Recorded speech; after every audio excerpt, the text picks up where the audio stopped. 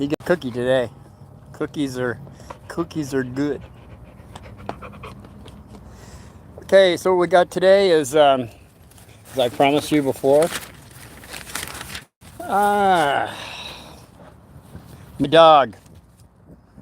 Got my glasses on just in case, well, somebody wants to ask me a question or something. I don't have to have a magnifying glass.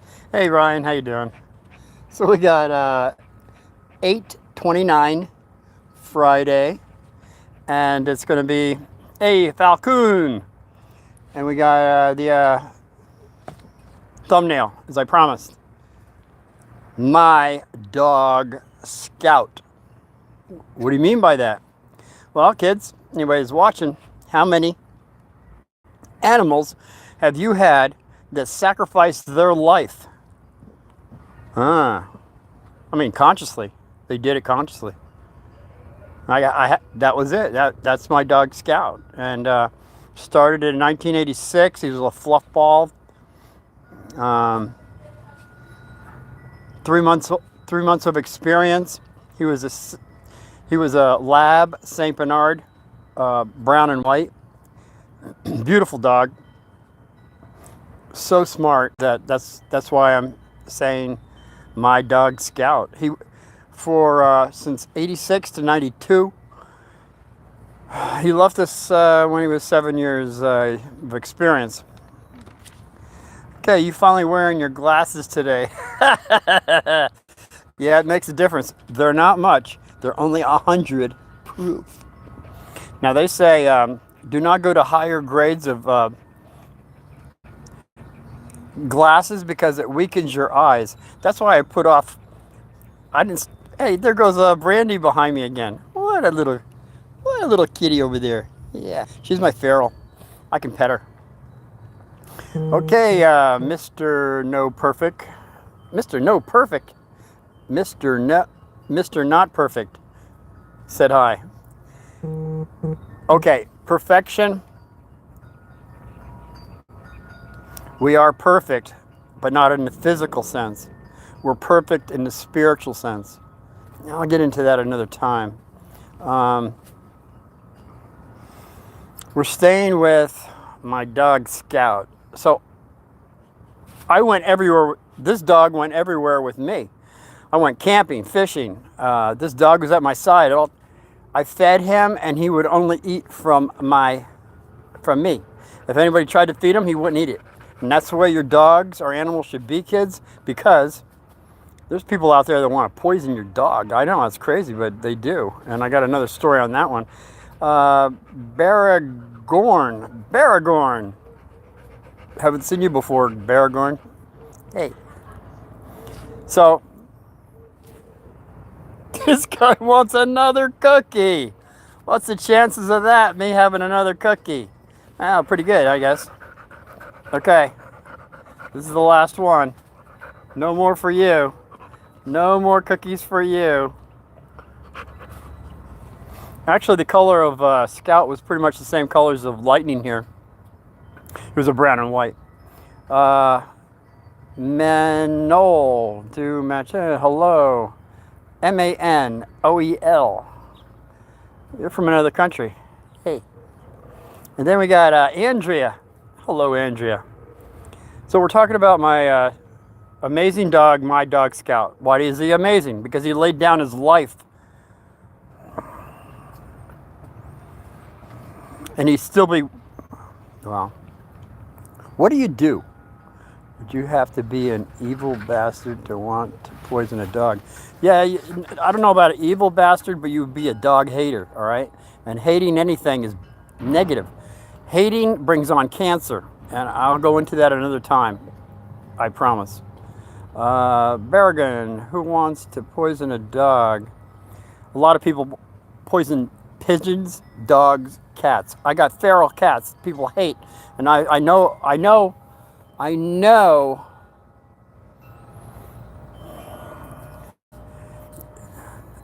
the sister to Bootsy was poisoned, all right? There's no way out of it. Somebody poisoned my people. People hate for different reasons. I don't know. It's very negative, and it comes back to you. So Please don't do it. If you do, you get to learn on another level, that's all. Falcon, dogs are sacred. They are so sacred that, hey, knock it off over there. These people like to do the horn thing. That's illegal. You only do that if it's an emergency. Or you want somebody to come out of an apartment for a ride, maybe. I don't know. My grandfather did it too much, too. Yeah, he's from the old school.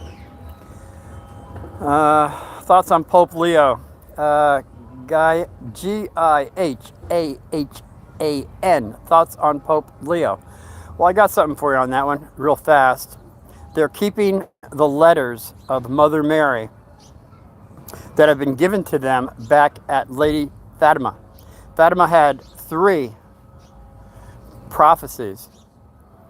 2 have come true, and the 3rd one is about to happen. All right. But they're not putting it out there for the people. I'll have something for you on that, I promise. Mr. Meatball Soda, I haven't seen you before. Are you religious? I have a question because I have heard things from others. Yeah, you got a question? You got a question from me? Yeah, I'm religious. I don't know, religious, spiritual. I was an altar boy. I was going to be a priest. There's stories on that I can't go into. But yeah, I guess in a sense, on your understanding, it would be religious. I have esoteric understandings and things from tablets that nobody's reading and stuff like that. Yeah, I'm going to go into that, you know. You have some questions? What are the questions? All right, give me a question. Okay, Bossiano, any advice for weight loss? Bessaniano. This guy is fantastic. Check this guy's station out. BES. This guy just left me. He's a violinist. He's a musician, and he's really pretty cool little dude. I'm glad to see you showed up. Finally, because you're the one who was asking me, when am I going to go live? That was years ago. I didn't know how to go live. I didn't know how to start this channel. It took me 3 years of thinking what I was going to say before I started the channel, and I've been on for 3 years. So for 6 years, pretty much, kind of been doing it. Okay, the last 2 or 3 okay, especially mammals can understand many things, but they can't express themselves. Well, poison in an animal is not different than poison in a human being to me. All the animals have a spiritual. All animals. Okay, I didn't want to go here because it's my dog Scout, which I will get back to momentarily. But this, okay, esoteric. You want to hear some esoteric, spiritual things that nobody knows about? I got something for you, all right? What I understand to be true is this Earth is a platform. It's one of the darkest planets in the universe, but it's a platform for growth spiritually on all levels. Now, we say life is this is life, you know, no, life is fire. I'll go into that too. God is fire. Oh boy. Okay, I'm going to keep it simple. Simple. We come in possibly as a element, fire, air, water, earth. Our time zone of things of time is out of, it's not there. It's our perception of time. We've been taught things that we live from here to maybe well, you guys listening to me right now, you're going to be a couple hundred years old, or a couple hundred years of experience. Me, I do believe I will be a centurion. That means 100 plus. Technically, you're supposed to be at least 144. But there's a lot of things that are trying to kill us to stop this from happening. I can't go there. I'm going to keep it simple if I can. We come into this planet as either, well, it's a learning situation, learning planet, and we come in as we have all come in as fire, air, water, and earth. And the fifth one, I'll go into another time because science can't prove it yet. So let's just say the elements we've come in on. As an argument, a lot of us have done this. So this is billions and trillions of years that we've expanded our growth spiritually. So after the elements of fire, air, water, and earth, there is the mineral. Minerals have a consciousness. From minerals, you go to plants. And then from plants, you go to animal. From animal, you go to human. And then from human, you can go, I believe, angelic or ascended. They call them ascended masters. They've been around for a long time. They're basically the ones that have been helping us for as long, for millions of years now. And I say millions of years because, okay, there's some stuff found, you know, the big heads that are found on Easter Island, just heads.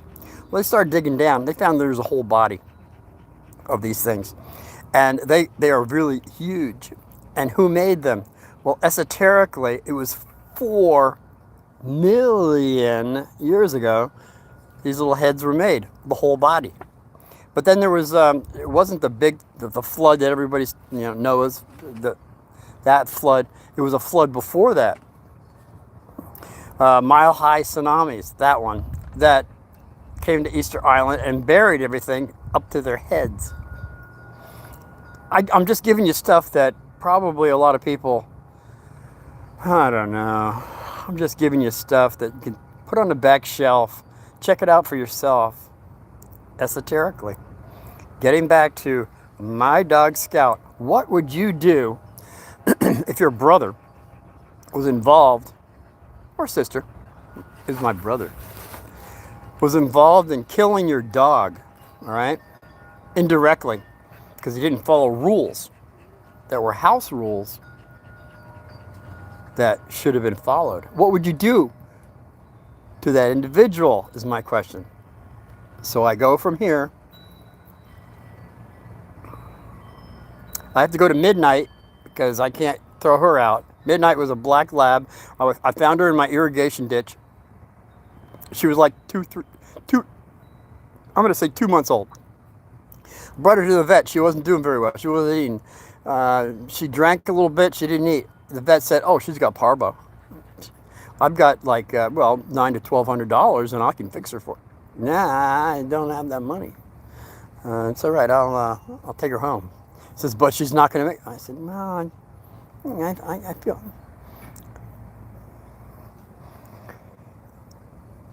I fed her. Now I've had 2 dogs that have been diagnosed as parvo, and if you look up parvo, you can give them the 7-to-1 shot. And but if you look that up, the 7-to-1 shot is for parvo, but it's a preventative of parvo. And once they have parvo, that's what you can do about it. Well, except spend a lot of money at a vet. I didn't have any of that money, so on both occasions, Midnight and my other little guy that they just caught. They just found him, Apollo number 2. They found him. Well, they called me and said, "Do I want him?" I said, "Yeah, I want him." And anyway, he was chipped, and the people that had him for like 7 years never called me, and now they want to euthanize him. That's another story. I can't go there. I gotta.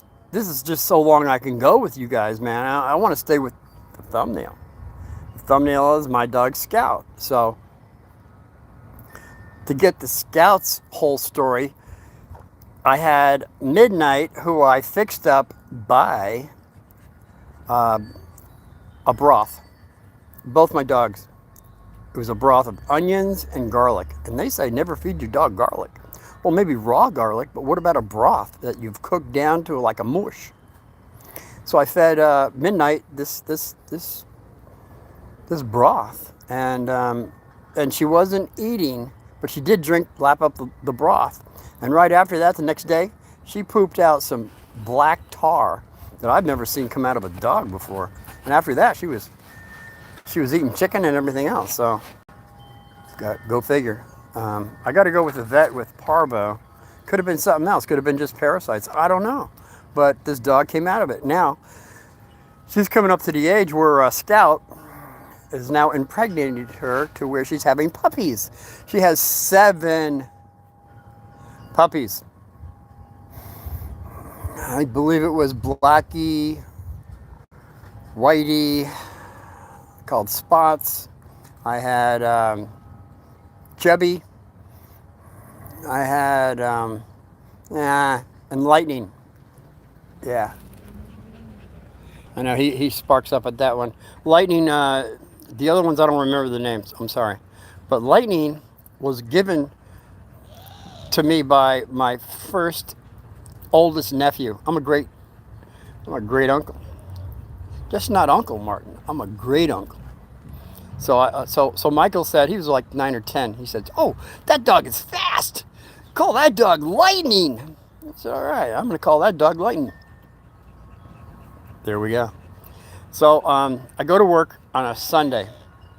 It was at the Phoenix Dog Track. I have stories up the bazoo with that one. Phoenix Dog Track in Phoenix. Oh yeah. Oh man, so many. I can't wait. So I come home Sunday. By the way, on the gate is close the gate. Remember, close the gate. I have it on the front and on the back. And Dad agreed that we would close the gate at all times. No lock, just close the gate. I come home and I'm saying, Lightning, Scout, Chubby. I'm giving all the names out, and they always come to me. They were always there for me. Nobody came to me. Well, I come out and even I never mentioned Midnight, maybe that, but I go over to the tree. Here's Midnight, just laying there, looking up at me. I'm saying, Midnight, where is everybody? And she's looking at me a little differently than I've ever seen her look at me before. She was actually the smart one. She didn't go out the gate. Some dogs go out the gate. Some dogs stay in your house and property. And some dogs, when you open the gate, they're out like a shot. I believe now that I think about it, Scout would not have done this. But he probably couldn't stop all the pups from skedaddling out the gate. So that's what I think I can say. Honestly, that's what happened because of the story that I heard later. Oh, man, this is like a sad story, but it has a happy ending, I suppose, because I don't like sad stories. I like happy stories. And even though we have happy, sad, it's a state of mind. Remember that. It's always a state of mind, happy and sad. So I go in the house. First thing I scream out is, "Who let the dogs out?" Now this is way, way, way before that song, "Who Let the Dogs Out?" This is in 1992. That song didn't come out till I don't know when. So nobody's in the house except Dad. Dad comes out of the room. He says, "There's a note for you. There's a note for you on the refrigerator." I said, "Dad, who let the dogs out?" He said, "The note for you is on the refrigerator. I wrote the note for you on the call the number." All right. Go in the kitchen. I call the number. It's a hot. It was It was animal control. And I get on the phone with the lady, and she's very calm, very kind and calm. And I said, I was told to call this number. My name is Uncle Martin, such and such. She says, oh, yes, I know you by your father's voice. And I said, okay, so, so you got my dogs. And she says, well, and she's so kind. It's like, this is like Sunday night. It's like 11 o'clock at night. And she's saying, well, they didn't make it. I said, they didn't make it. And she says, I was driver for the ambulance. The ambulance? And she says, we normally do not come out on Sunday. We're closed. But there were so many dogs involved, we had to go. I said, you had to go where? She says, on McDowell Road, where they got run over. I said, they got run over? I said, what about Scout? He was the big one. The pups. What about Scout? Did you get Scout? She says, yes. We got that brown and white. He's a good boy. I said, okay. So is he okay? Can I come and get him? She says, no, he didn't make it either. I said, he didn't make it? I said, did he go? Now, the whole time she's totally normal, like we're talking normal. And I asked her this one question, and I said, well, did he go fast? There was silence for like at least, I'm saying 30 seconds or more. And then after the silence, she said, no, he didn't. She breaks up in tears. She's saying, no, he went very badly. He went hard, man. And I'm thinking in my mind, I'm thinking that'd be Scout. He was not going to go easy. So I'm going to jump up ahead a bit before I go back to how I handled it with my brother. It was like the next day or so. There was this bar down at the end of our street. I always liked playing pool, playing darts. We won the dart championship and all that. Blah. So I'm talking to some of the people there, and I said, yeah, you know what? Yesterday, there was a bunch of dogs that got run over out here on McDowell Road, off 52nd Street. And they said, oh, yeah, we saw it. You saw it? And they said, oh, yeah, it was the most amazing thing I ever saw in my life. I said, it was the amazing thing in your life? And nobody went out there to save these pups? And they said, oh, no, nobody in their right mind would do something like that. They were coming down from McDowell Mountain, from Scottsdale down the Buttes, going through the Buttes. I'll have some more stuff on the Buttes. I've already had done that. It's where the vortex goes through and all that stuff. But these cars that come down into Phoenix from Scottsdale, it's a nice long, they're going 75, 80 miles an hour. And definitely in 1992, they were doing 80 or more, okay? So my pups are getting squashed like little grapes out there. That's what I heard. And then I said, you guys didn't want to even, it'd be crazy to do something like that. And they said, the most amazing thing they ever saw in their life was this brown and white dog, Scout. There was only one dog, they said, there was only one dog left. It happened to be Lightning. Well, he was always fast. So Lightning is off on the other side of the road, not in the road, but he has to get across the road through all the traffic. Now, what does Scout do? They said Scout was he was just fine on this side of the road. But he actually went over there, grabbed the pup by the back of the neck, and was bringing him back across to the other side. And that's when the last car hit him. Killed Lightning. But your other dog was still alive. I was ready to strangle these people, man. I swear to God. Well, they probably would have been drinking and probably safety first for themselves. You know what? I would have went out there. I would have stopped that traffic. Maybe it's just me. But I would have done that. I have done that. That would be another story. So now we're done with that story. We go back to who let the dogs out. Now, Bro had 3 sons. And I was told by him, my brother Bro, Dave, that it wasn't him. It was not him. He would never do that. He would always close the gate. He knows about the rule. It was one of the kids. Don't know which one it was. It was one of the kids. So I kind of let it go for like maybe a week. Then all of a sudden, one of the kids said, "Dad lied. Dad lied. It wasn't us." Might have been Michael that said it or Jason. I don't know. I have to think about it. One of the kids did cough it up and say, "Dad lied. It wasn't us."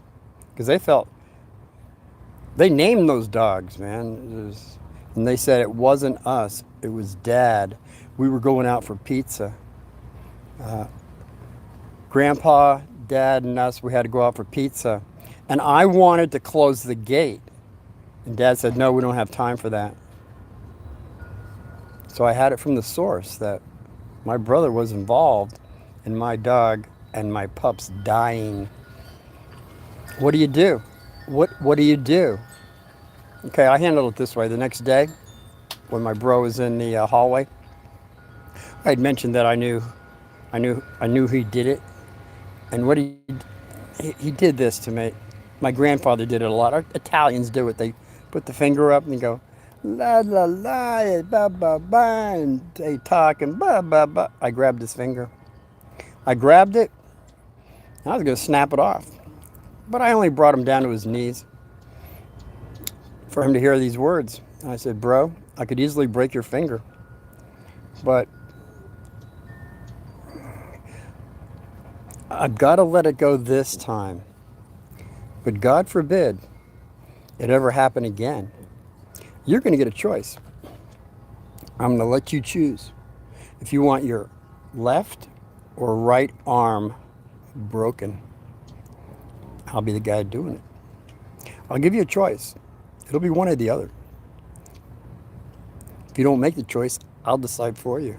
But it'll be your right or left arm that I will break, personally." And then I let him up from his finger. And he wanted, fight and all that. I said, "Hey, bro, you really don't want to do that now either. This is not the right time." So he understood, again, his older brother telling him nicely that he did something wrong, but I forgave him this time, but I wouldn't the next time, which he's never done again, which is a good thing. Now, I don't know how anybody else would have handled this. I told you about that hitchhiking thing, the firearm with my brother, and all these other things. Bro has done some really strange things, but I know we have karma. I believe we have worked out. Just a little heads up of what kind of individual he is. He's a great artist. He's in Sedona doing fantastic stained glass work. He has places all around Phoenix that he's done big murals. Sometimes artists are a little, I don't know. They just think differently. Now, I'm somewhat of an artist, but I'm kind of more level playing. Maybe it's just me. So he's done things that I've never agreed with when he lived down the street from us, and he took on homeless people. And when he was done with them, he dropped them off at my dad's house. And there's a law when it comes to homeless people. In fact, there's some people in politics, I believe in California. I think her name was Nancy. Nancy over there. She said, "Bringing a homeless person into your house, it's what we should do." Well, I don't know if she ever did it, but my dad did.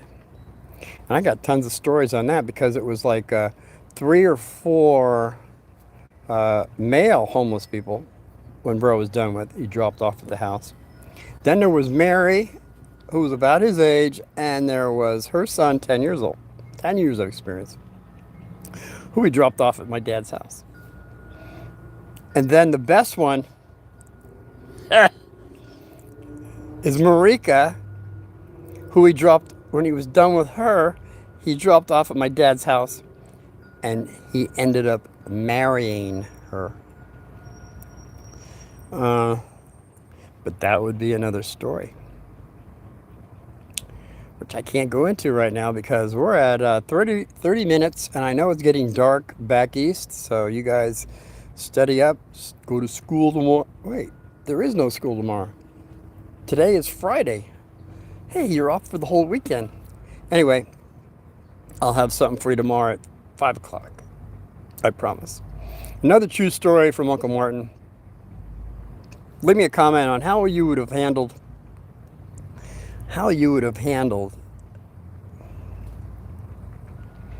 someone that didn't follow the rules with letting your cat out, your dog out, and they didn't make it because of not following those rules.